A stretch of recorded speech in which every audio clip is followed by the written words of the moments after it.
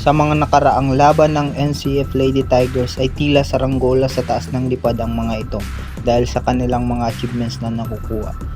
Sa galing at husay nila ay sila ang naging kampiyon noong nakaraang National PSAA 2023 na ginanap sa Zamboanga City.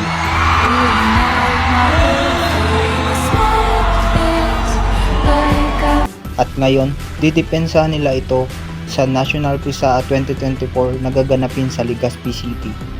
Maliban doon ay nakikipagtagisan ng galing ang mga ito sa mga kilalang school sa Maynila sa larangang volleyball. Bigo man silang masungkit ang kampyonato sa mga nakaraang championship match nila kontra Bacolod Taytong in Shakey's and Ribisco League. Sa pagkakataon na ito, babalik ba silang bitbit ang tapang at puso ng isang tigre? At ngayon, bago natin alamin ang kanilang saloobin, tara at pakinggan muna natin ang kwento kung saan sila nagsimulang mangarap. Halina't alamin natin ang buhay ng isang atleta. So guys, puntahan natin kung saan ang dorm ng volleyball player dito sa NCF. Tara, samahan niyo kami.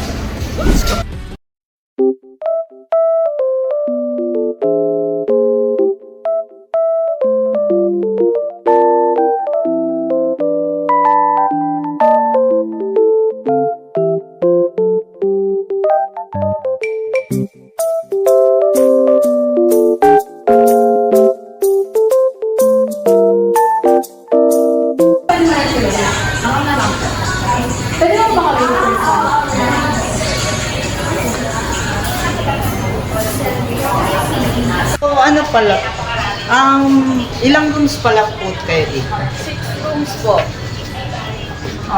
Pwede mo ba ipakita sa amin yung mga Yung mga room po. Opo.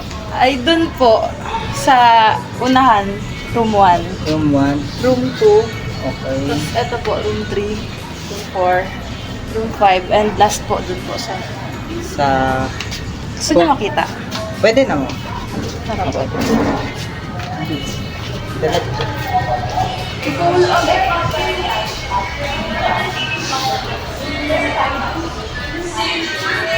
So, so ito pa lang yung yung room. Ito po yung room 6.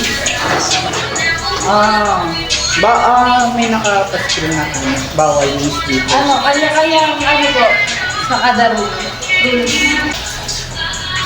So, saan kayo pwedeng mag-interview dito yung Dun po tayo sa study room po. Okay, thank you. Dito way.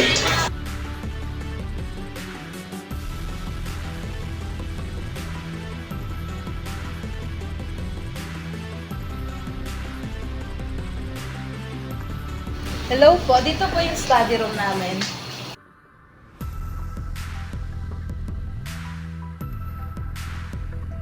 So, magandang araw, Pearl. Kumusta pala kayo after nyo matalo sa Ribisco? After po namin matalo sa reviews ko, syempre, nalungkot. Pero, at the same time, parang natanggap na rin namin kasi at least alam namin sa sarili namin, binigay namin yung best namin dun sa game na yun. So, ito pala si Pearl Brago at siya ang ating makakapanayam sa araw na ito kasi yung mga teammates niya ay hindi available.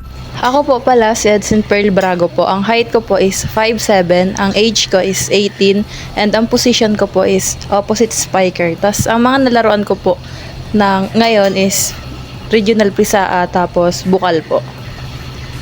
So, how was the experience playing in National League? My experience po playing National League is syempre nakakakaba na excited kasi ang dami ng mga kalaban na iba't ibang lugar, hindi lang dito sa Bicol, may ibang na po region and ganun. Saan ka nagsimulang maglaro, matuto at mangarap? Nagsimula po ako maglaro dun sa lugar namin sa Cam Norte. Kasama ko yung fam ko, ganyan. Parang naging bonding po namin as a fam. Tapos nung nag-start na kami maglaro, natuto na ako. Parang doon ako nag-start din na mangarap na parang mas okay kung makapaglaro sa National League, ganyan. Tapos hanggang sa napunta po ako dito sa NCF. Sino nag-push sa'yo talaga na maglaro? Ang nag-push sa akin maglaro, yung fam ko na rin. Kasi parang sila na yung nagsabi na parang magiging okay kapag nakapunta ka sa ganto, kapag nalaruan mo yung gantong league, ganyan. Sa ngayon po, ang pangarap kong malaruan is syempre UAP and syempre after nun sana maka Pro League. Noong pandemic, may times ba na gusto mo nang sumuko sa volleyball? Nung time ng pandemic, parang nawala na sa isip ko ang maglaro ng volleyball. Like parang mag-ACADS na lang, school, ganyan. Kasi parang wala nang chance na mawala yung pandemic sa sobrang grabe yung case ng sa COVID, ganun. Oo, 2 years naman yun. 2 years stuck sa bahay, ganyan. Bawal lumabas, ganun. Ano yung pinakamahirap na part din?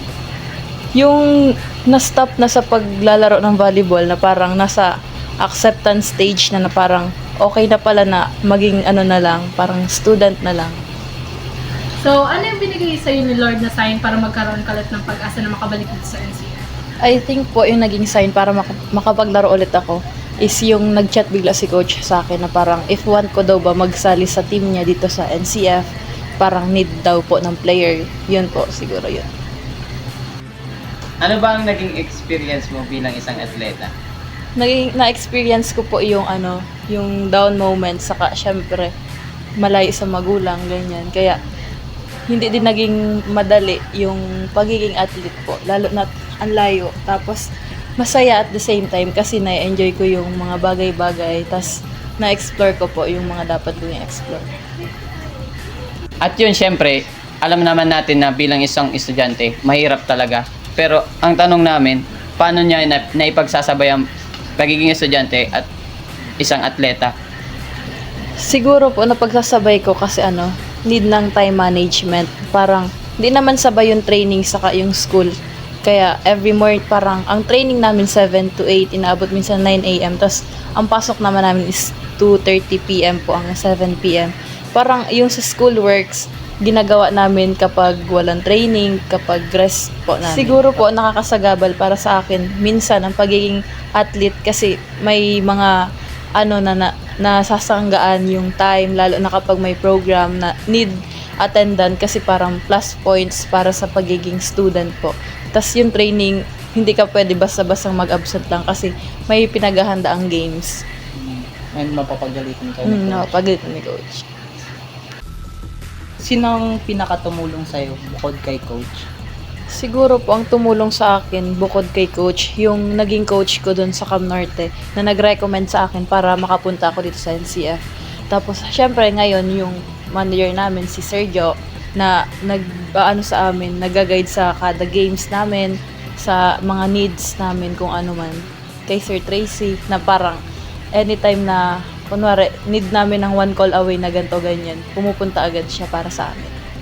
Ano ang feeling na may magandang resulta na ang pinaghihirapan mo? Syempre masaya na parang nagbubunga na lahat ng mga pinaghihirapan, lalo na yung parang pag-extra kahit pagod na sa ACADS, tapos magiging athlete ka pag gantong oras, parang worth it naman lahat ng pinaghihirapan. Ano ba yung nararamdaman mo at makakalaro mo yung mga dating teammates mo?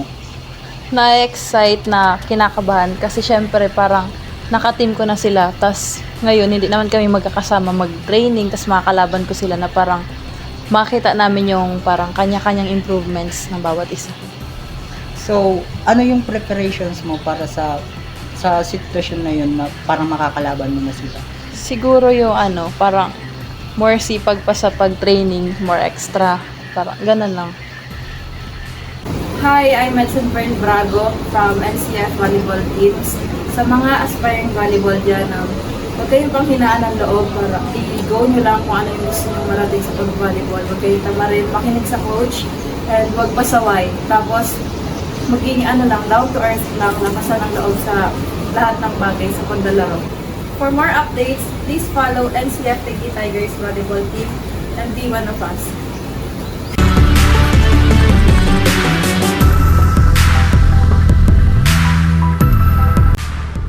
Sa malamang na pinangarap o inimagine nyo din ang maging isang varsity, makapaglaro, mag-spike at ipakita ang galing sa maraming tao, kagaya ni Pearl. Pero ang importante, wag lang gawing imahinasyon ang pangarap. Kahit maraming hadlang, kahit maraming sagabal, patuloy itong tuparin. dahil lahat ng sakripisyo at hirap ay magbubunga ng magandang resulta. Ang pagsisikap at ang pag-take ng risk sa isang bagay ay mahalaga upang makamit ang tagumpay. Lagi niyong tatandaan, risk is always better than regrets.